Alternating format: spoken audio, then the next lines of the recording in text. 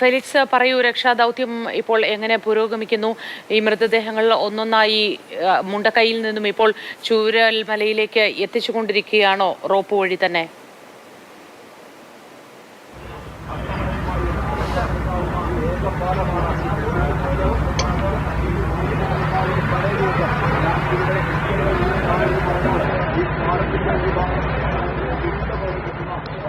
തീർച്ചയായും അത് മാത്രമാണ് ഒരേ ഒരു മാർഗം. അതുകൊണ്ട് ചുരൽമലയിലേക്ക് മുണ്ടക്കൈ മേഖലയിൽ നിന്നും എത്തുന്ന പരിക്കേറ്റവരെയും ഒപ്പം മൃതദേഹങ്ങളുമൊക്കെ തന്നെ ഈ റോപ്പ് വഴി, അതായത് റോപ്പ് വഴി കയർ കെട്ടി വടം കെട്ടി മാത്രമാണ് ഇപ്പുറത്തേക്ക് എത്തുന്നത്. ഒപ്പം തന്നെ മണ്ണുമാന്തി യന്ത്രം ഉപയോഗിച്ചുകൊണ്ട് ഒഴുക്ക് തടയുന്നുണ്ട്. ഒഴുക്ക് തടഞ്ഞുകൊണ്ട് ഈ പാലം നിർമ്മിക്കാനും ശ്രമവും സൈന്യം നടത്തുന്നുണ്ട്. അങ്ങനെ കൂടുതൽ സംവിധാനങ്ങൾ നമുക്കറിയാം. ബെയിലി പാലം നിർമ്മിച്ച് ഏറെ സൈന്യം പലയിടങ്ങളിൽ നിർമ്മിച്ചിട്ടുണ്ട്. ശബരിമലയിലടക്കം ഇത്തരത്തിൽ ബെയിലി പാലങ്ങൾ നിർമ്മിച്ചിട്ടുണ്ട്. അങ്ങനെ പാലം നിർമ്മിക്കാനുള്ള സംവിധാനങ്ങൾ, ഇരുമ്പിന്റെ കമ്പികളടക്കം ഇവിടെ എത്തിച്ചുകൊണ്ട് പാലം നിർമ്മിക്കാനുള്ള ശ്രമമാണ് സൈന്യം നടത്തുന്നത്.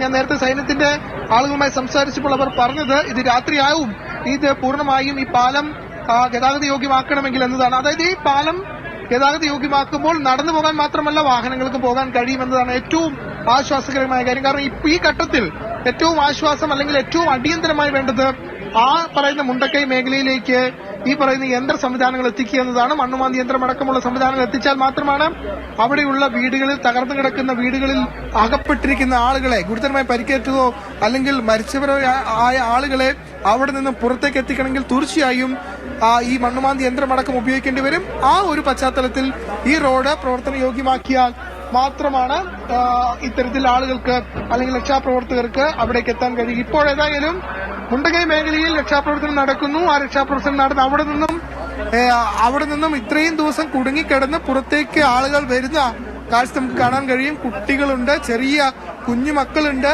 പ്രായമായവരുണ്ട്. അവരുടെ ഇതുവരെയുള്ള സമ്പാദ്യങ്ങൾ അല്ലെങ്കിൽ വസ്ത്രങ്ങളും ഒക്കെ തന്നെ അവർ ചുമന്നുകൊണ്ട് അവിടെ നിന്നും പുറത്തേക്ക് വരികയാണ്. ഇവിടെ വന്നു കഴിഞ്ഞാൽ ഒരു ചെറിയ പാലമുണ്ട്. ആ ചെറിയ പാലത്തിലൂടെ ഒരുപക്ഷെ നടന്നു പോകാൻ കഴിയും. അതിൽ വലിയ അവരുടെ ഇത്രയും കാലത്തെ സമ്പാദ്യങ്ങൾ അല്ലെങ്കിൽ അവരുടെ വീട്ടിലുള്ള സാധനങ്ങളൊക്കെ തന്നെ പറക്കിയെടുത്ത് ഒരു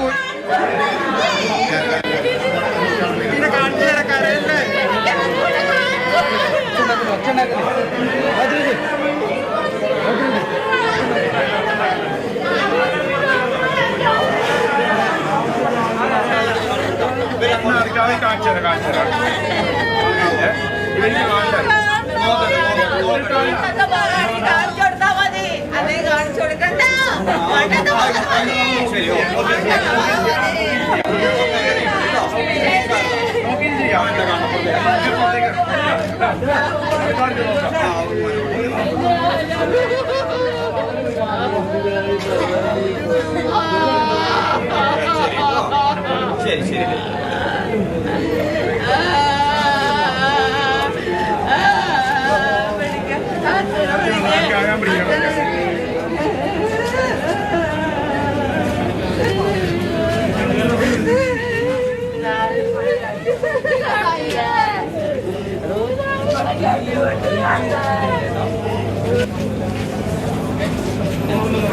Oh.